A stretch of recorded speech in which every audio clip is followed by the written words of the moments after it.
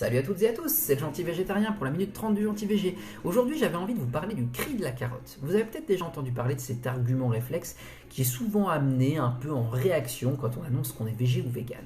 Souvent, c'est quelque chose comme « le cri de la carotte qu'on découpe, gnark, gnark, gnark ». Bon, alors on pouvait prendre ça à la rigolade, évidemment ça marche bien la plupart du temps, ne pas le prendre au sérieux, ou laisser parler la science. Ce que j'ai essayé de faire dans mon bouquin et dans cette vidéo. Des chercheurs de l'INRA et du CNRS ont mené des recherches sur ce que l'on appelle la sentience ou la sentience des plantes. C'est l'étude des sensations de la plante par rapport à l'environnement.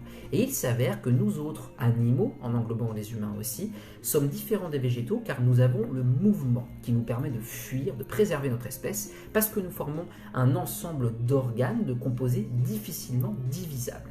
La plante, par contre, elle a conscience qu'elle est grignotée, comme un pain par exemple, qui se fait grignoter l'écorce par les ruminants. Il va le sentir, ça va lui provoquer une sorte de stress, mais il va investir plus dans sa croissance, son énergie, pour pouvoir faire prospérer son espèce, et en l'occurrence, il ne ressent pas de douleur.